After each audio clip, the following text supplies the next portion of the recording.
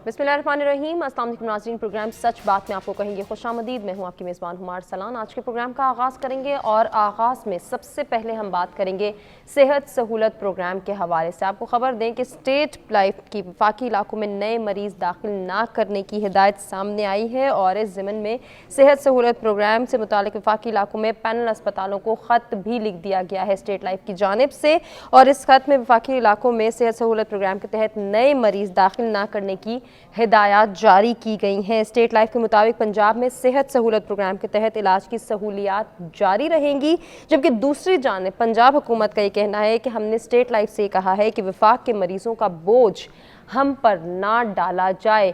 अब ये जो सिचुएशन सामने आई है इसके तहत कुछ ज़रा गुफ्तगू के सिलसिले को हम आगे बढ़ाएंगे, अपने गेस्ट की जानिब बढ़ेंगे, उनका ओपिनियन लेंगे कि सेहत सहूलत प्रोग्राम में ये जिस तरह से स्टेट लाइफ की जानिब से ख़त लिखा गया है और वफाक के हवाले से बात की गई है और पंजाब हुकूमत का भी सामने जो बयान आया है, जो मौक़िफ़ सामने आया है कि वफाक के मरीज़ों का बोझ हम पर ना डाला जाए, इन सब को, इस सिनेरियो को हमारे मेहमान किस तरह से देखते हैं, उनका क्या ओपिनियन है, उनकी नज़र में ये फ़ैसला दुरुस्त है नहीं है और इससे आवाम का कितना जो है वो नुकसान हो सकता है। क्योंकि जब हम बात करते हैं सेहत कार्ड की बंदिश की तो क्या वजूहात हैं, ये सियासी वजूहात की बिना पर स्टेट लाइफ ने ख़त लिखा है या फिर सेहत कार्ड की बंदिश जो है वो आवाम के लिए किस कदर नुकसानदेह साबित हो सकती है, इसकी वजूहात और इलेक्शन के हवाले से भी बात करेंगे। आने वाले दिनों में कितना ज़रूरी है कि अगर इलेक्शन में तमाम सियासी जमातों ने अपने स्टांस को प्रमोट करना है, अपने मंशूर को आवाम के सामने लाना है और आवाम का एतमाद हासिल करना है, तो सेहत और तालीम के हवाले से बात करना अपने मंशूर में कितना ज़रूरी है, इसको भी हम ज़रूर ऐड करेंगे। हमारे साथ जो गेस्ट मौजूद हैं तारुफ कराते हैं, गुफ्तगू का बाकायदा आगाज़ करते हैं।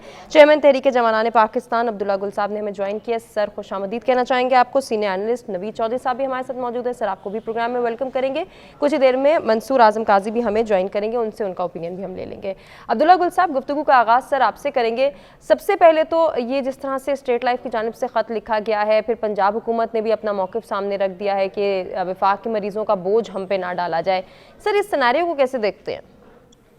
बिस्मिल्लाहिर्रहमानिर्रहीम, बहुत शुक्रिया आपका।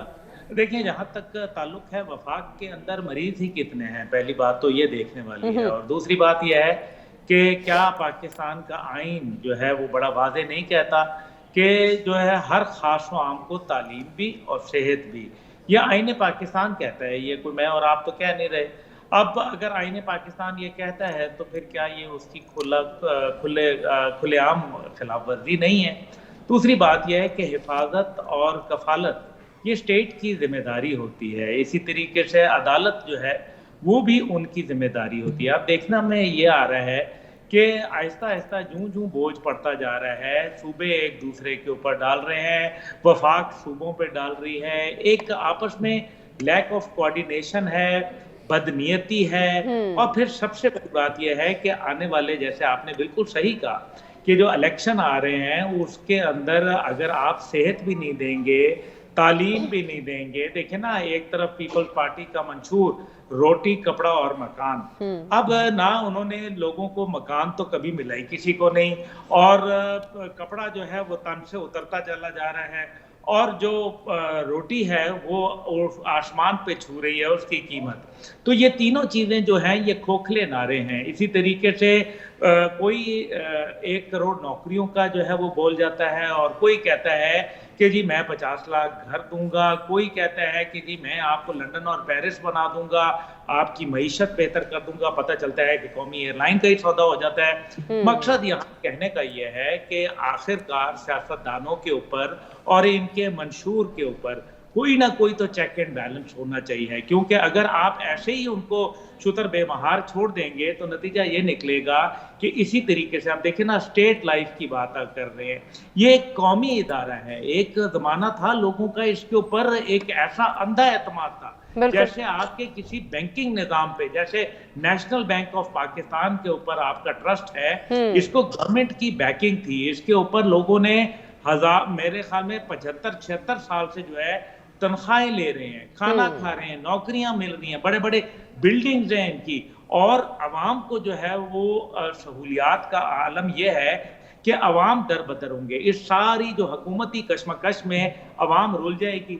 जिसने तो कराया हुआ है अपना बीमा, जिसने तो कराया है वो पॉलिसी ली हुई है, हेल्थ पॉलिसी ली हुई है, इंश्योरेंस पॉलिसी ली हुई है, वो तमाम की तमाम बेड़ा गर्क हो जाएगा। उसके अंदर लकूने तलाश किए जाएंगे। जहां अदालत मल्टीपल चीजों के ऊपर सुओ मोटो लेती रही, अदालत के अंदर केसेस आ रहे हैं, क्या वजह है कि अवाम की सहूलत के लिए, जो कि जमहूर के अंदर बुनियादी इकाई जो है वो अवाम होती है, और अगर आप अवाम को वो सहूलत नहीं दे रहे तो ये मेरे ख्याल में उनके साथ नाइंसाफी है, ये एक कॉन्ट्रैक्ट है। तो सर बेसिकली इसका कसूरवार कौन है? स्टेट लाइफ जिसकी जानिब से ये खत लिखा गया है, या फिर पंजाब हुकूमत जो फंडिंग नाकाफी दे रही है? जी जी बिल्कुल, मैं यही कह रहा हूं ना, असल में आप कान यहां से पकड़े या यहां से पकड़े, बात तो यही है किसने करना है। पंजाब हुकूमत कोई पाकिस्तान से बाहर की है या पाकिस्तान के वफाक में ही है, उसका शुमार होता तो मकसद कहने का ये है कि ये लोगों को सहूलियात ना दे के एक दूसरे के ऊपर ब्लेम गेम डाल के एक दूसरे के ऊपर जो है वो मुख्तलिफ किस्म के, यानी कि अफसोस ये होता है कि मसनूई बारिश बरसाने के लिए भी जो है हमें जो है वो यूएई गवर्नमेंट का शुक्रिया अदा करना चाहिए। एक पाकिस्तान है, न्यूक्लियर मुल्क है, इतने बड़े वसाइल हैं, इतना बड़ा मुल्क है। यूएई को देखें, इतना सा मुल्क है, पाकिस्तान को देखें, इतना बड़ा मुल्क है, मादनियात हैं, गैस है, तेल के भी छोटे मोटे ज़खायर हैं, ज़राअत है, सबसे बड़ी बात है हम ज़राअत में खुद कफील है। और आवाम का ये आलम है कि आप एक हुकूमती सतह के ऊपर उनके साथ एक मुआहदा करते हैं और आप मुआहदे की पासदारी नहीं करते। कौन है इसका जवाब देने वाला? कौन पूछेगा? अवाम को कौन जो है वो सहूलत देगा? कोई अवाम भी इस मुल्क में मैटर करती है, या अवाम को जो है वो बिल्कुल आपने पसे पुश डाल दिया है, उनको तजलील जहां मौका अच्छा सर, ये बड़ी अच्छी आप बात करें कि अवाम को पूछने वाला कोई है या नहीं है, अवाम की कोई फिक्र करेगा या भी नहीं। जरा अपने दीगर मेहमानों की जानिब भी बढ़ते हैं, फिर आपकी जानिब वापस आएंगे। नवीद चौधरी साहब, जिस तरह से अभी अब्दुल्ला गुल साहब से हम बात कर रहे थे, तो अवाम का कोई पुरसाने हाल नहीं है। अगर अवाम को सहूलत देने का कोई सोचता है, कोई इनिशिएटिव लिया जाता है, तो उसमें भी आगे चल के कोई ना कोई प्रॉब्लम्स क्रिएट कर दी जाती हैं या प्रॉब्लम्स आ जाती हैं। क्या पहले से नहीं कोई प्लानिंग की जाती कि अगर ये प्रॉब्लम रेज होती है या पॉलिसी मेकिंग में कोई दुश्वारी आ रही है तो हमने इसको किस तरह से कोप अप करना है? अगर हम कोई एक सहूलत दे ही रहे हैं आवाम को, तो उसको कंटिन्यू रखने के लिए भी तो कोई ना कोई बजटिंग या कोई ना कोई स्ट्रैटेजी प्लान करनी चाहिए ना। बिल्कुल दुरुस्त कहा आपने कि इस हवाले से हिकमत अमली पहले से तैयार होनी चाहिए थी। अब ये है कि जब मामला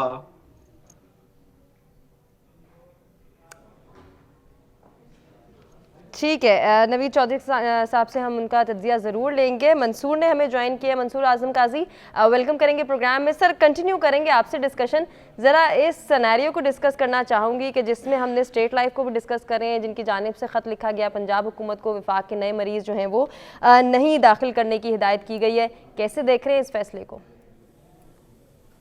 Huma, thank you very much. Huma, इस पे दो तीन चीज़ें बड़ी इंपॉर्टेंट हैं हमारे समझने के लिए। एक तो हम लोग हेल्थ इंश्योरेंस की बात कर रहे हैं, जिसकी payments federal government state life of Pakistan को पे करती है, और एजेके और जीबी यहाँ पर पहले ही काफ़ी, बलूचिस्तान के बाद ये वो दो ऐसी जगह हैं जहाँ पर महरूमियों का बरमला इजहार हम लोग होते देखते हैं। और आज अगर स्टेट लाइफ ऑफ पाकिस्तान इस चीज़ को मेंशन कर रहा है कि हमें वहाँ से जो अदायगियाँ हैं जो कि फेडरल गवर्नमेंट की रिस्पॉन्सिबिलिटी है वो नहीं हो रही, तो इसका मतलब ये है कि जो हेल्थ कवरेज इन 20 मिलियन 2 करोड़ लोगों को जो हेल्थ कवरेज दी जा रही है वो एक सवालिया निशान बन गई है। और उसके बाद सोने पे सुहागा पंजाब हुकूमत की तरफ से ये बयान कि जी हम ये बोझ नहीं उठा सकते, ये बोझ नहीं है हुमा, ये जिम्मेदारी है, ये 24 करोड़ अवाम जिम्मेदारी है रियासत पाकिस्तान की, ये कोई एहसान नहीं है किसी हुकूमत का।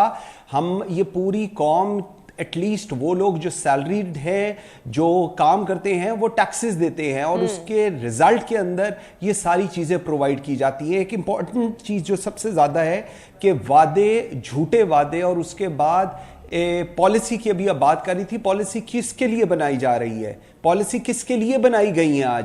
आज की तारीख तक जितने इलेक्शन 1 महीने बाद है, किसी एक पॉलिटिकल पार्टी के पास कोई बयानिया है अपने इलेक्शन को लेकर? रोटी कपड़ा मकान आज भी हम कह रहे हैं, जो आज से पता नहीं कितने साल पहले हम लोग सुनते थे। आज भी वही जुल्म और की बात हो रही है जो 1980 में किया जाता था। तमाम पॉलिटिकल पार्टी सिर्फ और सिर्फ अपने आप को इक्तदार में लाने के लिए बात कर रही हैं।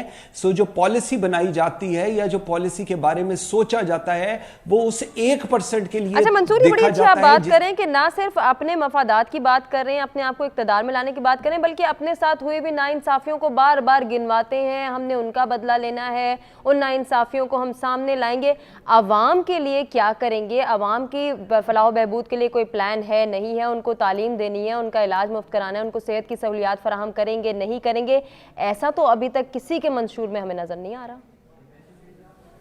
हुमा, यही तो बात है कि ये प्रायोरिटी नहीं है उनकी, अवाम प्रायोरिटी नहीं है। और ये चीज़ हमें बारहा इलेक्शंस के थ्रू और इन सारी चीज़ों के थ्रू हम सारों ने देखा है। जमहूरियत का नाम हम लोग ज़रूर लेते हैं, लेकिन किस किस्म की ये बैसाखियाँ भी नहीं। खैर, हम तो बड़ी एक मफलूज किस्म की जमहूरियत है जहाँ पर हमसे जो पॉलिटिशियन आके जो वादा करता है वो उस पर पूरा नहीं करता। और हर दफ़ा आज भी अगर इलेक्शन 2023 के अंदर हो रहे हैं, 1947 से पाकिस्तान बना हुआ है, आज 2023 में जो इलेक्शन हो रहे हैं, एक पॉलिटिकल पार्टी के पास कोई नैरेटिव नहीं है। आज जिस वक्त ये रिपोर्ट आती है कि स्टेट लाइफ कहता है कि जीबी, जहां पर आपको पता है जो सूरत हाल है पूरे मुल्क को पता है, और जो एजेके की सूरत हाल है वो भी पूरे मुल्क को पता है, वहां पर जो हेल्थ इंश्योरेंस है उसको हम आगे मजीद कंटिन्यू, हॉस्पिटल्स में लोग हेल्थ इंश्योरेंस के लिए ना जाए।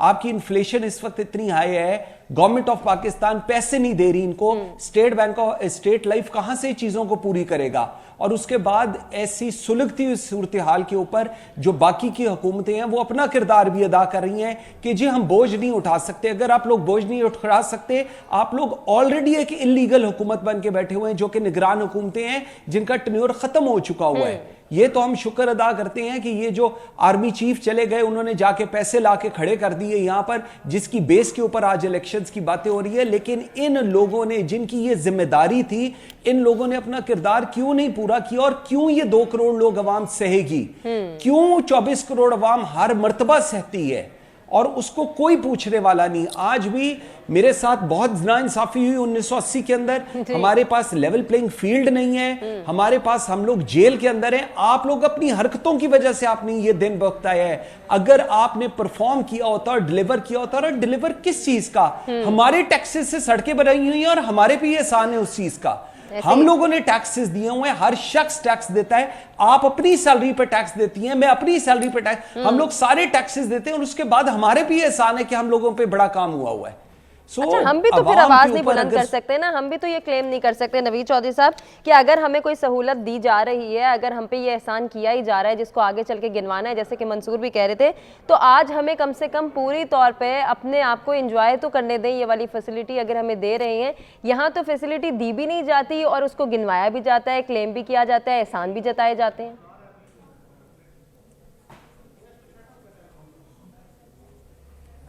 सारा बजट पर होता है। दोनों पैनलिस्ट ने बड़ी तफसील से बात कर दी। मैं थोड़ा सा इसमें आगे बढ़ूंगा। जरूर। एक तो कि मसला पैसों का आ रहा है, ये तो बिल्कुल दुरुस्त बात है कि इस वक्त जो पैसे दिए जाने हैं गवर्नमेंट की जानब से वो स्टेट लाइफ नहीं मिल रहे। वो मिले तो कंटिन्यू कर लेंगे। अब ये वार फुटिंग मैनर पर इसका अरेंजमेंट तो ऐसे होना चाहिए था कि वफाकी हुकूमतें और सूबाई हुकूमतें और वफाकी हुकूमत मिल बैठते और उसका हल निकालते, क्योंकि इलाज मुआवजा रोका नहीं जा सकता। दूसरा ये है कि अस्पतालों की जो हालत ज़ाहिर है उसको बेहतर बनाने पर बहुत तेजी के साथ तवज्जो दी जानी चाहिए, जो सिरे से मफकूद है। यहाँ तो वाईडी हड़ताल करती है और पूरे का पूरा सिस्टम चौक हो जाता है। एक और अहम बात जो है, ये बहुत सारे लोगों को अजीब लगेगी लेकिन ये 100% दुरुस्त बात है। देखें, हमारे यहाँ डॉक्टर्स की भी कमी है। ये प्राइवेट मेडिकल कॉलेज अगर बन गए हैं ना, कुछ चीजें ऐसी होती हैं जो इमरजेंसी के तहत लाजमी हो जाती हैं। आप इनको मौका दें, मेडिकल ग्रेजुएट्स जो हैं वो आए, तो उसके बाद हमने देखा है कि हर जो प्राइवेट मेडिकल कॉलेज है वो एक निजी अस्पताल भी बनाता है। वहाँ रेगुलेटरी अथॉरिटीज बनाए, लोगों का इलाज मुआवजा हो, उसका शराइत तय कर दें कि आपका जो मेडिकल कॉलेज है इसकी एफिलिएशन हुई है, आपने 50% लोगों का ट्रीटमेंट फ्री करना है या 10% कोई तरीका ऐसा कर दे ना, उधर भी सहूलतें दें, इधर भी सहूलतें दें। और बजट जो है वो अरेंज हो सकता है। देखें, अल्लाह ताला के लिए अगर बजट अरेंज हो सकता है तो लोगों के बाजे के लिए क्यों नहीं हो सकता? उसके हवाले से कई तरीके हैं। बहुत सारी मल्टीनेशनल कंपनी है जो इस हवाले से ताउन कर सकती हैं। बात सिर्फ पॉलिसी की है, ये अपनी जगह दुरुस्त बात है। मुझे जुमला याद आ गया, चौधरी परवेज ने एक दफा में कहा था, उस वक्त वो पीटीआई में तो नहीं थे, उन्होंने कहा था कि तुम देखना ये एक मौका आएगा जब ये हेल्थ कार्ड जो है ये बहुत बड़ा स्कैंडल साबित होगा, क्योंकि इसके जरिए बहुत ज्यादा मिस अप्रोप्रिएशन की जाएगी।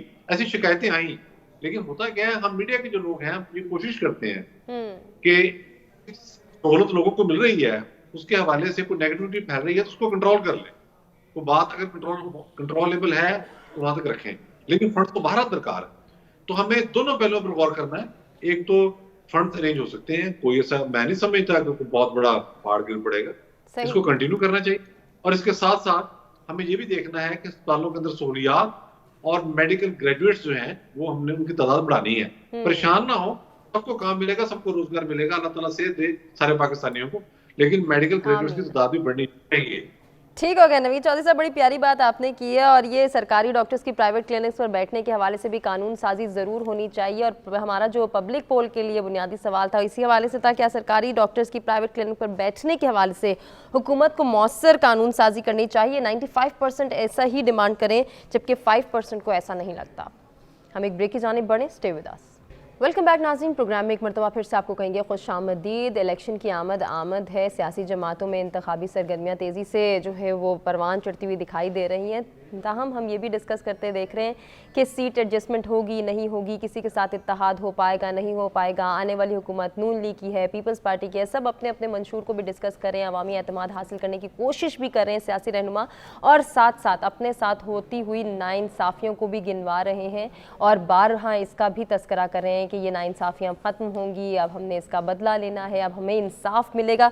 बहुत सारी चीज़ें साथ साथ चल रही हैं। वहीं सीट एडजस्टमेंट होगी, इंतखाबी इत्तेहाद होगा नहीं होगा, इंटरिम गवर्नमेंट का तस्वुर जो है वो दोबारा देखने को मिलेगा नहीं मिलेगा। जब हमने पीडीएम का क़याम देखा तो हमने बहुत सारी सियासी जमातों को एक पेज पर आते हुए एक ख़ास टारगेट के हवाले से देखा कि तमाम सियासी जमातों ने अगर इकट्ठे होकर एक टारगेट को अचीव करना चाहा तो किसी हद तक उन्होंने कामयाबी भी हासिल की। अगर इस बात को आने वाले टाइम पीरियड में हम देखें और डिस्कस करें कि क्या ये तमाम सियासी जमातें आवाम की फलाह बहबूद को एक टारगेट समझकर इसके लिए इकट्ठी हो पाएंगी, आने वाले वक्त में नहीं हो पाएंगी, महंगाई पर काबू पाने के लिए क्या ये मईशत को बेहतर बनाने के लिए एक साथ मिल बैठने पर मजबूर होंगी नहीं होंगी, आवाम की फलाह का सोचेंगी नहीं सोचेंगी, इसी तरीके से सियासी इत्तेहाद हो पाएगा या नहीं हो पाएगा। बहुत सारी चहमगोइयाँ की जा रही हैं, मुलाकातों का सिलसिला भी जारी है।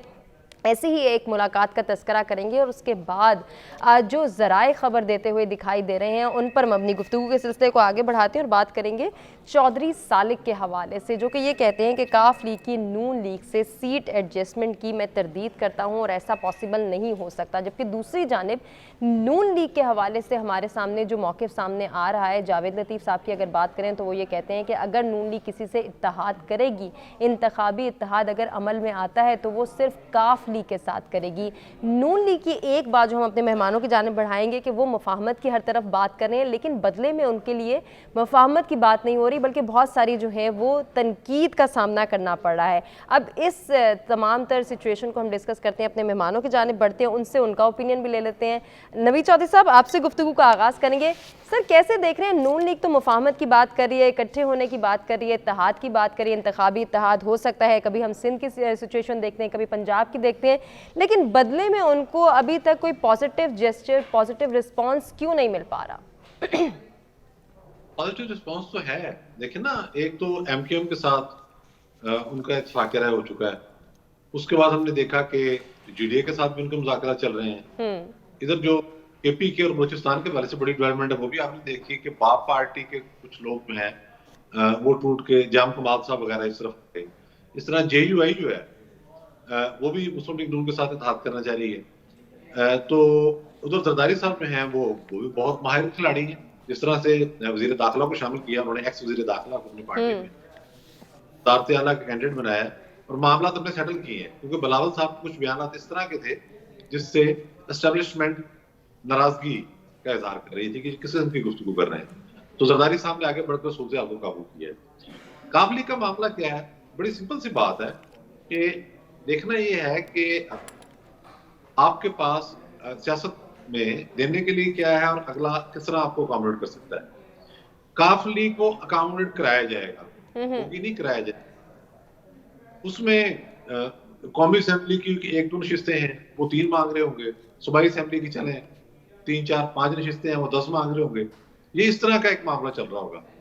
अब होता यूं, मैं एक मिसाल दे रहा हूं कि हुसैन अली साहब का हल्का है मिसाल के तौर पे, वो भी MNA, हम 7 सालों को छोड़ देते हैं, या शुजात साहब को उसको भी देख लेते हैं। अभी हुसैन अली का हल्का आ जाता है आगे, वहां मुस्लिम लीग का बहुत इंपॉर्टेंट आदमी है, मुस्लिम लीग नून का, उसको उन्होंने अकोमोडेट करना है। उसकी कुर्बानी वो कैसे देंगे, उसका हल क्या निकालेंगे? मैं तारिक रशीद चीम है, ठीक है, वो अपने हल्के के अंदर पॉपुलर है, वो जीत सकते हैं, उनको सपोर्ट करेंगे। वो वहां पर मुमकिन है कि वो अपने उम्मीदवार को सूबाई में ले जाए नून लीग वाले, लेकिन ये कोई ऐसा तनाज़ा नहीं है जिसका हल ना निकल सके। की वजह यह है कि ऑप्शन पास भी कोई नहीं है।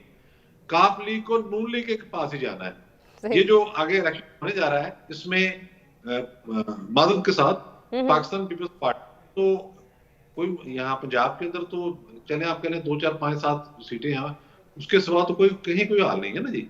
मखदूम अहमद महमूद है रेवियर खान से, उनके साथ एक आध बंदा चलो और हो सकता है। गिलानी साहब के साथ बहुत काम करते हैं, हल्के में इन रहते हैं मुल्तान में, उनको हम देखते हैं। इधर हम देख सकते हैं राजा परेशर साहब को, बहुत ज्यादा इन रहते हैं वो, उनकी अपनी एक मेहनत, लेकिन वो बड़ा लिमिटेड है। तो काफ लीग और नून लीग के साथ जाना ही जाना है। तो सर फिर पंजाब में नून लीग जो है वो प्रोमिनेंट नजर आएगी या काफ लीग कोई सरप्राइज देने में कामयाब होगी? नहीं, काफ लीग को तो जो सीटें मिलेंगी वो बस इतनी होगी कि वो अपना एक हिस्सा वकदर जुस्सा वाला मामला होगा। तो पंजाब में तो जाहिर है कि लीड करेगी, जो नजर आ रहा है अब तक सूरत। ठीक हो गया सर, कंटिन्यू करते हैं डिस्कशन। अब्दुल्ला गुल साहब, आप क्या कहना चाहेंगे? काफ लीग कोई पंजाब में सरप्राइज देने में कामयाब हो पाएगी? क्योंकि अभी तक तो वो इंतखाबी इत्तेहाद को नहीं जो है उसकी तरदीद कर रहे हैं। दूसरी जानिब नून लीग ये कह रही है इंतखाबी इत्तेहाद हुआ तो काफ लीग के साथ होगा। पंजाब की सिचुएशन आने वाले वक्त में कितनी जो है वो चेंज होती हुई दिखाई दे रही है, या फिर रिवायत के मुताबिक ही चलेगा सब कुछ?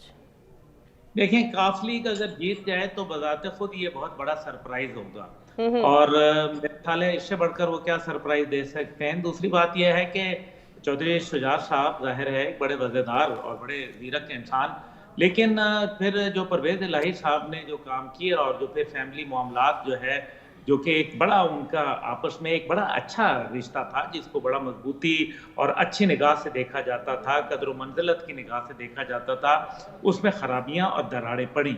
दूसरी तरफ जो है अगर हम गौर करें तो वो हमें ये नजर आता है कि जब परवेज इलाही और मोनिस इलाही बाहर हैं और इस टाइम पे वो इलेक्शन में दूर दूर तक नजर नहीं आ रहे, तो फिर ऐसी सूरत के अंदर वो कहाँ खड़े हैं, काफ लीग क्या कर लेगी, कौन सा तीर मार लेगी। मेरा तो ख्याल है कि जो इस टाइम पे उनके पास एडजस्टमेंट्स के अलावा, क्योंकि उनका हुकूमत में रहना ज़रूरी है, बड़ा नज़र आ रहा है वाज़े कि ये सारा फ्रेंडली अपोजिशन का किरदार हो रहा है जो पीपल्स पार्टी इस टाइम पे कर रही है। वो आपका क्या ख्याल है कि साबिक निगरान वज़ीर आला जो है, वह जो वज़ीर दाखिला जो है, वो वैसे ही पीपल्स पार्टी में चले गए बगैर किसी अंडरस्टैंडिंग के। उनको नजर आ रहा है कि बलूचिस्तान में एक मुश्तरका हुकूमत आ रही है, और मुश्तरका हुकूमत आ रही है तो फिर उसके अंदर वहाँ ये मुश्तरका हुकूमत करेंगे, मरकज में ये एक फ्रेंडली अपोजिशन का किरदार अदा करेंगे। और जैसा भी नवीद साहब ने कहा कि ये सारा इल्हाक होता जा रहा है, तो फिर इल्हाक होगा तो फिर क्या जो रिजल्ट है वो पीडीएम की हुकूमत से कोई मुख्तलिफ होगा? तो क्या सर हम ये तवक्को कर सकते हैं कि सरफराज बुगटी साहब जो है वो बलूचिस्तान में कोई प्रोमिनेंट पोजीशन पे आएंगे? जी देखिए ना, प्रोमिनेंट पोजीशन तो उनको मिल चुकी है ना, माजी के अंदर वो रहे। एक तो पहली बात यह है कि क्या कानून इजाजत देता है, आर्टिकल 224 से सिर्फ जो बचने के लिए एक दिन पहले आप इस्तीफा दे देते हैं, ये कौन सा तरीका है भाई? मतलब आप हुकूमत भी इंजॉय करें, आप इन्फ्लुएंस भी, ये कैसे मुमकिन है कि एक साबिक वजीर दाखिला हो और इसी तरीके से दीगर बलूचिस्तान में वजीर हो और उनका कोई इन्फ्लुएंस ना हो? ये नामुमकिन है। और फिर वो आप 2 महीने पहले इलेक्शन में जो है वो आप इस्तीफा दे दें, तो ये एक तो मेरे ख्याल में ये इलेक्शन कमीशन के देखने वाली बात है। लेकिन जो अहम बात है वो ये है कि ये क्या रिजल्ट जो पीडीएम की हुकूमत के थे, जो उनकी बैड गवर्नेंस की आला मिसालें थीं, क्या ये उसको कोई नया बना देंगे? और अगर वही इल्हाक होगा, वही लोग मुड़ मुड़ के आएंगे, वही लोग, कुछ लोग जो है वो केपी में इत्तेहाद कर लेंगे, कुछ लोग जो है वो आपका सिंध में इत्तेहाद कर लेंगे। अभी जीडीए की बात की या कुछ है, देखिए ना वहां मौलाना फजल रहमान भी बड़े मजबूत होते जा रहे हैं ऐसे ही सिंध के अंदर। उन्होंने अपना एक दिखाया है। एमक्यूएम कराची के अंदर तो अपनी वो मजबूती नहीं रखी, लेकिन बहरहाल वो एक मैटर करती है। जीडीए का जहां तक ताल्लुक है, उनकी चंद गिनी चुनी नपी तुली सीटें मौजूद हैं, लेकिन इस टाइम पे पीपल्स पार्टी को मुश्किलात का शिकार है। अभी जरदारी साहब ये कह रहे थे कि मैं बलूचिस्तान की हालत 10 गुना बेहतर कर दूंगा। जी। कमाल है भाई, आपने सिंध की हालत 10 गुना अबतर कर दी है। आप जो है वो बलूचिस्तान पे जरा रहम फरमा दें। इसी तरीके से जो अगर आप केपी की हालत देख लें, पीटीआई की हुकूमत ने तकरीबन 10 साल वहां लगातार हुकूमत की, क्या वहां निकला? बुरे हाल, टूटी सड़कें। अभी तो फिर सर हम इन सियासी रहनुमाओं से क्या तवक्को करें जिन्होंने जिस सूबे की हुकूमत इंजॉय भी की और तमाम टेन्योर पूरा भी किया, लेकिन आवाम की हालत बेहतर बनाने के लिए, आवाम की फलाह बहबूद के लिए कोई काम नहीं किया? मंसूर, क्या कहेंगे, आने वाले वक्त में पंजाब में हमें कोई सरप्राइजिंग सूरत हाल नज़र आ सकती है? काफ लीग और पीपल्स पार्टी को अगर डिस्कस करना चाहें, कौन ज़्यादा सीटें निकाल सकता है? अच्छा उमर, इसके अंदर बड़ी इंटरेस्टिंग सूरत हाल ये है कि हम सीट एडजस्टमेंट की बात करते हैं। नून लीग जो अपना पंजाब में गढ़ कहा जाता है, बारहा दफ़ा इस्तेकाम पाकिस्तान पार्टी वालों से हम सारों की बात होती है, अपने प्रोग्राम्स में बात होती है, सीट एडजस्टमेंट की बात की जाती थी। तो मेरे ख्याल में सीट एडजस्टमेंट इस्तेकाम पाकिस्तान पार्टी के साथ नून लीग कर रही है, और ये वही इस्तेकाम पाकिस्तान पार्टी है जिसमें जितने मेंबरान हैं वो एक्स PTI हैं। और ये लोग पूरे 3 साल जब से ये PTI बनी थी, ये एंटी नून नैरेटिव लेकर चलते रहे हैं। PTI का वो नैरेटिव था या वो वोट बैंक था जो अर्लियर पीपल्स पार्टी का होता था, और पीपल्स पार्टी का होता था, और आज ये लोग सीट एडजस्टमेंट कर रहे हैं नून लीग के साथ। तो ये तो आपको, मुझे और हमारे देखने वालों को ये चीज़ बड़ी क्लैरिटी से बता रही है कि इन लोगों का बयानिया क्या है, या इनको उस 24 करोड़ अवाम की कदर कितनी है, 12 करोड़ जिसमें से पंजाब के अंदर है। नंबर 1। नंबर 2, सिंध की बात करते हैं। MQM GDA हमेशा से ताकत के, जिधर ताकत गई है उन्होंने उधर ही घूमे हैं, उधर ही गए हैं। आज वो नून लीग के साथ मिल गए हैं। उसके बाद पंजाब के अंदर आप सोचें कि IPP इस बात के ऊपर बजिद है आजकल कि जी वजीर आला IPP का पंजाब का होगा। अच्छा। और वफाक के अंदर हम लोग सपोर्ट कर रहे होंगे। और यही चीज़ फयाजुल हसन चौहान ने मेरे प्रोग्राम्स में कहा, जितने IPP के आते हैं वो बड़े ऑप्टिमिस्टिक हो के जी हमारी तो सीट एडजस्टमेंट बिल्कुल ये है। जहां तक बात रही चौधरी शुजात की, बड़ा वज़ेदार, जिस तरह बिल्कुल अभी अब्दुल्ला कह रहे हैं, बिल्कुल बहुत बड़ा ख़ानदान, बड़ा अच्छा चीज़ें भी आगे लेकर जाए, लेकिन उनका वोट कितना है? चौधरी सरवर है वहां पर, ये हैं उनका बेटे हैं, मतलब बिल्कुल marginally they are getting the votes और सीट्स। और वो बात बिल्कुल ठीक कह रहे हैं कि कितनी, अगर 4 होंगे तो शायद 6 मांग रहे हो, कहीं पर प्रोविंशियल लेवल के ऊपर 8 सीटें होंगी तो 10 मांग रहे होंगे। लेकिन अगर आप समझे कि जी काफ लीग पंजाब के अंदर कोई चेंज करेगी, काफ लीग को बिल्कुल चीजें मिलेंगी, लेकिन अकॉर्डिंग टू देयर ओन जो स्केच है उसके मुताबिक ही। इस पूरे सेटअप के अंदर जो एक कौमी हुकूमत की बात की जा रही है वो इसीलिए की जा रही है बिकॉज ये चीज सारी पॉलिटिकल पार्टीज को पता चल चुकी हुई है कि ग्राउंड रियलिटी क्या है, ग्राउंड रियलिटी में लोग किधर जा रहे हैं और इन लोगों का कितना। ये जो कौमी हुकूमत बनेगी और हम मिसाके मईशत करेंगे, ये मिसाके मईशत बिल्कुल उसी तरह की 16 महीने की हुकूमत होगी जो हम अभी PDM की गुजार चुके हुए हैं। और उसमें आप देखिएगा, आज की आप बात लिख लें, फिर वही चीजें होंगी कि पिछली हुकूमत अगर अच्छी डिलीवर ना कर देती तो हम लोगों को ये सब कुछ देखना ना पड़ता।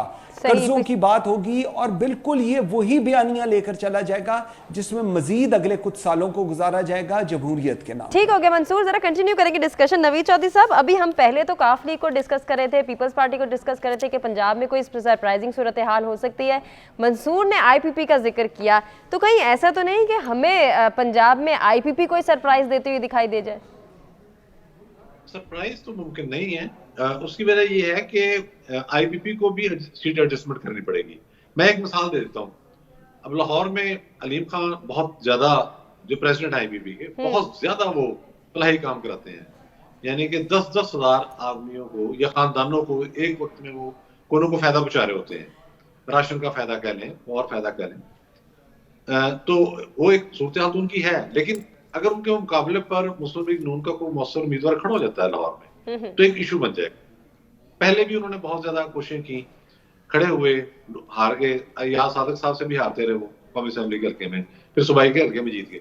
सो जिस वक्त आईपीपी के साथ इनकी सीट एडजस्टमेंट होगी तो उसमें क्लियर कट मामला होगा कि अलीम खान साहब के मुकाबले पर कोई बंदा नहीं होगा। तरीन साहब अगर लूथरा होंगे तो उनके मुकाबले पर भी बंदा कोई नहीं होगा, बाकी बंदे भी वो गिन लेंगे अपने कि हमारे इतने लोग हैं। हाँ, ये एक बात जरूर है अपनी जगह। ये तो कहा जा रहा है कि अभी अंदाजा है लोगों का कि इंडिपेंडेंट जो उम्मीदवार हैं वो भी एक काबिल जिक्र तादाद के अंदर कामयाब होंगे। सही। और फिर वो तय करेंगे हुकूमत कौन बनाएगा, ये कहा जा रहा है। एक तासुर ये भी है, लेकिन रवायत देखी है पंजाब के अंदर बहुत ज्यादा आजाद उम्मीदवार कामयाब माजी में नहीं हुए। पार्टी के टिकट पर ही लोग कामयाब होते हैं, पार्टी की हवा बन जाती है, वही इंतखाबी निशान सामने आ जाता है, सबको समझ आ जाती है कि ये पार्टी हुकूमत में आने वाली है, इंप्रेशन बन जाता है ना आप यूं कहने। सही। तो उसके बाद पार्टी, ये जो तासुर है कि बहुत ज्यादा आजाद उम्मीदवार जीतेंगे जो बाज मखसूस क्रिएट कर रहे हैं, वो ज़ाहिर है में वक्त गुजरने के साथ साथ उसका पता चल जाएगा। लेकिन मेरा नहीं ख्याल कि कोई इतनी बड़ी उनकी तादाद हो कि वो फैसला कौन रोल अदा करें। ठीक हो गया। अब्दुल्ला साहब, आपसे भी यही जानना चाहेंगे कि अब अगर पंजाब में पीडीएम तर्ज की हुकूमत बनती है और उसमें आईपीपी के सियासी रहनुमा भी शामिल होते हैं, तो क्या कोई मैंडेट में चेंजिंग देखेंगे, मंशूर बदलता हुआ नजर आएगा, या फिर एज इट इज ही रहेगी सिचुएशन जो हमने पीडीएम के जमाने में देखी? सब बदलेगा, सब बदलेगा, सिर्फ अवाम की हालत नहीं बदलेगी, इनकी रात की हालात जरूर बदल जाएंगे, इसमें कोई दूसरी राय नहीं है। अभी देखिए ना, आईपीपी का तो बड़ा वाज़े इत्तेहाद है, इतनी सीटें, इतने लोग, इतने जो बड़े स्टॉलवर्ड्स पॉलिटिकल नाम, वो सारे के सारे जो अपने घर से 20-25 हजार वोट लेके निकलते हैं, जाहिर है सीटें तो वो जीतेंगे। तो फिर जीतेंगे तो किसके साथ हुकूमत बनाएंगे? तो ये मुमकिन नहीं है कि उनका इत्तेहाद नून लीग के साथ ना हो, लेकिन क्योंकि मजबूत हुकूमत बनानी है इसलिए दूसरे लोगों को भी जो है वो शामिल करना पड़ेगा। काफ लीग के साथ देखें ना, अगर नवाज शरीफ साहब वहां गए हैं, चौधरी शुजात साहब से मिलने गए हैं, तो इसलिए तो नहीं गए, बड़ा नवाजे नजर आ रहा है मियाँ साहब को कि मैं अकेला नहीं बना पाऊंगा हुकूमत, इसलिए वो जगह जगह की मांगे तांगे की सीटों के ऊपर जो है एक हुकूमत बनेगी, और उसका हाल पीडीएम के हाल से कोई ज्यादा मुख्तलिफ नहीं होगा। 16 महीने उन्होंने चलाई थी, 8-10 महीने ये भी चला लेंगे। तो क्या सर आपको लगता है कि 14 साल का ये मौक़िफ़ दुरुस्त है कि इस मुलाकात में कोई सियासी गपशप नहीं हुई, बस आम सूरत हाल पर गुफ्तगू हुई और सियासी गुफ्तगू हमने नहीं की? जी बिल्कुल ऐसा ही है, इसमें सियासी तो कहाँ गुफ्तगू हुई है। ये पाकिस्तान में तो रेडी पे केले खरीदने आप चले जाएं तो सियासी गुफ्तगू शुरू हो जाती है। अगर जो है वो वहां गए हैं अचानक, तो फिर उन्होंने क्या घास के ऊपर गुफ्तगू की है या जो स्मॉग लाहौर में आ गई है उसके ऊपर गुफ्तगू हुई है? प्लीज ऐसी बातें ना किया करें ना, इतने सीनियर लोग जो होते हैं उनसे जरा संजीदा गुफ्तगू सुननी चाहिए। ठीक हो गया सर। मंसूर, आप क्या कमेंट करना चाहेंगे? जिस तरह से हम आईपीपी को डिस्कस करें, काफ लीग को डिस्कस करें, इनका स्टांस क्या होगा, ऐसे ही पाकिस्तान तहरीक इंसाफ पार्लियामेंटेरियन का स्टांस कैसे देखते हैं, बिलखुसूस अगर केपीके को डिस्कस करें हम इधर? अच्छा, इसके अंदर दोबारा मैं वही बात कहूँगा, आप बाप पार्टी की अभी हम बात कर रहे थे, हम जीडीए की बात कर रहे थे, हम आईपीपी की बात कर रहे हैं, पीटीआई पार्लियामेंटेरियंस की बात कर रहे हैं। ये पार्टीज क्यों बनाई गई हैं? ये पार्टीज किस तरह बनी हैं और इनका मोटो क्या है, इनका मकसद क्या है, इनका हासिल हसूल क्या है? वो सिर्फ एक है, इक़्तिदार में आना, और इन सारों को सीट्स दी जाएंगी। अब उसके बाद जब ये सारे इक़्तिदार में आएंगे, और जो पास्ट है हमारा वो ऐसा है कि एक पार्टी को 2/3 अक्सरियत अब नहीं देनी। क्यों? क्योंकि फिर डाउन द रोड 2 साल बाद 3 साल बाद वो पार्टी जो है वो सर उठाने लग जाती है, या हमने देखी है जो हमारा एक पास्ट में ट्रैक रहा है इन पॉलिटिकल पार्टीज की परफॉर्मेंस का, वो एक नई कहानी शुरू हो जाती है। सो ये तमाम पॉलिटिकल पार्टी सीटें भी लेंगी, इलेक्शंस भी लड़ेंगी, इक़्तिदार में भी आएंगी, और शराकते इक़्तिदार का जो फार्मूला है वो इस वक्त मेरे ख्याल में सारों के लिए सबसे इंपॉर्टेंट है कि किसको कितना इक़्तिदार में हिस्सा मिल रहा है। इन सारों को देखें, मैं आप हम लोग जो लोग बात कर रहे हैं हम लोग सिर्फ और सिर्फ we should be focused on these people, क्योंकि इनका अवाम से कोई ताल्लुक नहीं। अवाम जाएगी उस दिन, जाके वोट देगी, वोट देकर वो हम दोबारा से सोचने लग जाएंगे कि एक पाकिस्तान बेहतर होगा, पाकिस्तान में हम लोग एक बेहतर जिंदगी गुजार सकेंगे और ये सब कुछ होगा, लेकिन ऐसा कुछ नहीं होगा। फिर हम लोग ही बैठ के स्टेट लाइफ ने ये कर दिया, बिजली के बिल इतने आ रहे हैं, गैस 10 गुना महंगी हो गई है, पेट्रोल की प्राइसेस ये हो गई। हम लोग हमेशा से यही करते रहेंगे, नहीं फर्क पड़ेगा तो इन लोगों को और इन पॉलिटिकल पार्टीज को नहीं बनेगा, चाहे ये इंडिपेंडेंट हो, चाहे ये किसी पॉलिटिकल पार्टी के साथ हो। ये लोग इलेक्शंस, इन लोगों को, इन पॉलिटिकल पार्टीज को बनाने का जो मकसद है वो यही है कि इलेक्शंस होंगे और ये लोग इख्तियार में आएंगे, और उसके बाद जहां पर जिसकी जिस तरह आर्म ट्विस्टिंग करनी होगी की जाएगी, जिस तरह के बिल पास कराने होंगे वो भी हम होते देखेंगे इन्हीं लोगों और इन्हीं पॉलिटिकल पार्टीज के थ्रू जो कि जमहूरियत के रिजल्ट के अंदर इख्तियार में आएंगी। ठीक हो गया मंसूर, आपने भी अपना ओपिनियन शेयर कर दिया। जरा इस बुनियादी सवाल के हवाले से हम पब्लिक पोल को भी डिस्कस कर लेते हैं। क्या इंतखाबी इत्तेहाद के बगैर काफ लीग इलेक्शन में पंजाब से कोई सरप्राइज देने में कामयाब हो पाएगी? 20% को ऐसा लगता है, जबकि 80% ऐसा नहीं मानते हैं। एक ब्रेक की जानिब बढ़े, stay with us. Welcome back नाज़रीन, प्रोग्राम में एक मरतबा फिर से आपको कहेंगे खुशामदीद। बढ़ेंगे आज के एक और टॉपिक की जानिब, इसराइल फ़लस्तीन कशीदगी को डिस्कस करेंगे। 2 माह से ज़ायद का वक्त हो गया है, इस कशीदगी में इजाफा ही देखने में आ रहा है। वहीं हम ये भी देख रहे हैं कि मिस्री हुकाम ने यह दावा किया है कि इसराइल और हमास दोनों ही जंगबंदी और यरगमालियों की रिहाई के लिए तैयार हैं। एक जानिब ये दावा सामने आ रहा है, दूसरी जानिब अगर हम इसराइली वज़ीर आज़म की बात करें तो गुज़श्ता रात उन्होंने मुज़ाकरात होने का इशारा दिया और आज गज़ा में जंग जारी रखने का ऐलान कर दिया। ये दोनों सिचुएशन जो चल रही हैं कि एक जानिब हम इसराइल की ढिठाई देख रहे हैं, दूसरी जानिब जो है वो मुज़ाकरात के इशारे भी देख रहे हैं, मुज़ाकरात की कोशिशें भी देख रहे हैं। तो आने वाले वक्त में क्या जंगबंदी का मुआहदा तय पा सकता है? दोनों फरीकैन के दरमियान मुस्तकिल हल की जानिब जाएंगे या फिर इसी तरह से इसराइल अपनी ढिठाई पर कायम रहेगा? अब्दुल्ला गुल साहब, सर आपसे गुफ्तगू का आगाज़ करना चाहेंगे, क्या लग रहा है आपको इस हवाले से? देखिए, अभी कोई 2 महीने से ऊपर वक्त हो चुका, लेकिन क्या ये जंग जीत गया? क्या वही इसराइल नहीं है जिसने 6 इस्लामी ममालिक को 6 दिनों के अंदर जो है वो शिकस्त दी थी?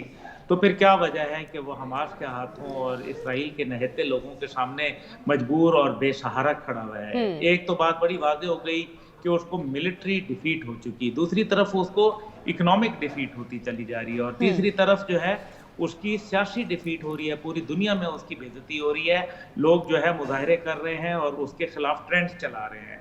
और चौथी तरफ जो है वो आप उनकी सिफारती देख लें कि सिफारती ताल्लुकात ही लोगों ने मुनक़ते कर दिए। तो और वो लोग जो उनको कबूल करना चाह रहे थे, सऊदी अरब जैसे था, तो फिर क्या वो मामलात होने चले हैं? तो इसका मतलब है नहीं हो रहे।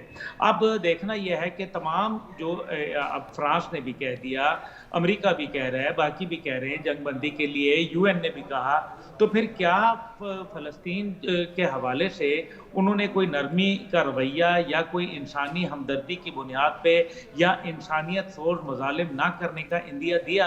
अगर नहीं दिया तो इसका मतलब है कि वो शुतर बेमहार बन गया है, उसको नकेल डालने का वक्त है। और अगर वो नहीं डाल रहे तो इसका मतलब है कि आने वाले वक्तों में जो है वो मैं देख रहा हूं कि वो ममालिक जो उसको इसराइल को आउट ऑफ द वे जाके सपोर्ट कर रहे हैं, उनके लिए वो सपोर्ट कायम रखना मुश्किल हो जाएगा। इस दौरान के अंदर मिस्र का ये कहना इसलिए जरूरी है क्योंकि मिस्र के अंदर जो है मौसम भी बेहतर हो रहा है, अरब स्प्रिंग जो है वो दोबारा उसका खतरा भी है, और तीसरी तरफ जो है वो इख्वानुल मुस्लिमीन जो है वो वहाँ मजबूत हैं, इसलिए जो उनके ऊपर असर अंदाज हो रहे हैं। और मिस्र का जो एक रवैया जो कि खास तौर पे जो मिस्र के साथ सरहद लगती थी उसके ऊपर भी मिस्र जो है वो बहुत खामोशी इख्तियार किए रखा, जिसके ऊपर जो है बड़ा उसको क्रिटिसिज्म का सामना हुआ।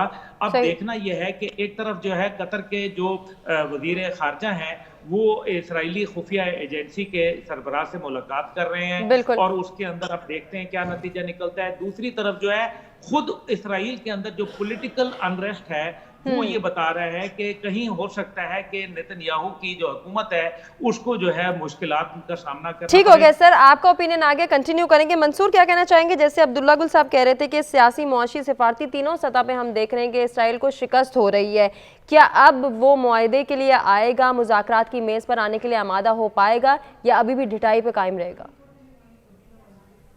इसमें सिर्फ दो चीज़ें हैं। इसराइल बेतहाशा ताकत के खुमार के अंदर जो कुछ उन्होंने किया है, पूरी दुनिया के सामने इसराइल हार चुका हुआ है ये जंग, और फ़लस्तीनी अपनी तमाम शहादतों और जुल्म सहने के बाद ये जंग जीत चुके हुए हैं। ये एटलीस्ट मेरा व्यू पॉइंट है, नंबर 1। नंबर 2, आलमी क़ुव्वतों की बात हो रही है, और अभी अब्दुल्ला बिल्कुल ये बात मैं इंडोर्स करूँगा, ये ममालिक अभी कह रहे हैं, लेकिन डाउन द रोड यूएसए को और यूके को एक बहुत ही कलीदी किरदार अदा करना है। रोकना, मना करना एक और चीज़ है, लेकिन जब उनको इस चीज़ का अंदाज़ा हो गया है, और आज दुनिया को इस चीज़ का अंदाज़ा हो गया है कि इजराइल एक शुतरे बेमहार की तरह फिर रहा है और उसको कोई नहीं, वो किसी की बात नहीं सुन रहा। डाउन द रोड इसराइल के अंदर से भी और दुनिया को सूनो और लेटर जितनी शहादतें हो गई, मेरा तो ख्याल था बहुत पहले दुनिया को जाग जाना चाहिए था, लेकिन अगर आज भी उनको इस चीज की समझ आ जाए और अपना वो किरदार अदा कर रहे हैं, तो आज भी ये रिजॉल्व हो सकता है। ठीक हो गया मंसूर, आपका पॉइंट आ गया है। नवीद साहब, आप क्या कहना चाहेंगे? जिस तरह से अभी मंसूर कह रहे थे कि अगर आलमी दुनिया आज संजीदगी का मुजाहिरा करे तो आज भी जो है वो इसराइल को नकेल डाली जा सकती है। आलमी दुनिया आर्जी तौर पर तो सीज फायर की बात करी है, मुस्तकिल हल की बात नहीं करी, क्यों नहीं की जा रही आपकी नजर में? देखें, ये मुनाफकत है ना, खुली मुनाफकत। पहली बात तो ये है कि इसराइल के जो मुजालिम हैं उसके खिलाफ पूरी दुनिया की अवाम यकसू हो चुकी है। यहाँ अवाम पर आपने फोकस रखना है। हुकूमतें क्या कर रही हैं? देखें, जो बाइडेन ने भी कह दिया है कि इसराइल बदनाम हो रहा है अपनी जालमाना कार्रवाई की वजह से, गैर इंसानी कार्रवाई कर नहते फलस्तीनी अवाम का कत्लेआम करके। बयान तो आपने दे दिया, पब्लिक का प्रेशर है आप पर। वाशिंगटन और न्यूयॉर्क में जो मुजाहरे हुए हैं उनकी मिसाल नहीं मिलती तारीख, लेकिन हो क्या रहा है, आपका बेड़ा तो वहीं खड़ा हुआ है। किसने खड़ा हुआ है? बैरी बेड़ा, ताकि इसराइल को मदद की जरूरत हो तो आप उसकी हेल्प करें। यही हाल बरतानिया का। अच्छा, अब सबसे ज्यादा सख्त बयान तो फ्रांस के सदर ने दिया था, अब तो पो भी बोल उठे हैं। ज़ाहिर मजालिम तो हो रहे हैं वहां। बात यह है कि इसी तरह से अगर प्रेशर बढ़ता रहा तो हम तो करते हैं कि फिर वेस्ट जो है वो मजबूर हो जाएगा कि वो इस मामले के हल की जानब जो भी हल उनके ध्यान में आता है उसको लेके आगे बढ़े, फिर बैठ के कोई ठूस कराए। लेकिन सरे दस्त तो नजर आ रहा है कि इसराइल जंग बंदी उसी वक्त करेगा, उतने वक्फे के लिए करेगा जब तक उसको ये उम्मीद होगी कि मेरे कुछ फौजी या मेरे शहरी जो हैं वो इस जंग में में रिहा हो सकते हैं। ठीक हो गया सर, आपने भी अपना ओपिनियन शेयर कर दिया हमारे साथ। बुनियादी सवाल के हवाले से पब्लिक पोल को डिस्कस कर लेते हैं कि आलमी दुनिया आर्जी सीज फायर के बजाय मुस्तकिल पुरअमन हल के लिए मौसर किरदार अदा करने में संजीदा है। 17% को ऐसा लगता है कि संजीदगी का मुजाहरा कर रही है आलमी दुनिया, जबकि 83% ऐसा नहीं मानते हैं। अपने तमाम मेहमानों का शुक्रिया अदा करना चाहेंगे जिन्होंने अपने कीमती वक्त और कीमती तज्जिये से आगाह किया, और नाज़रीन आपसे इजाज़त लेंगे अल्लाह के बाद।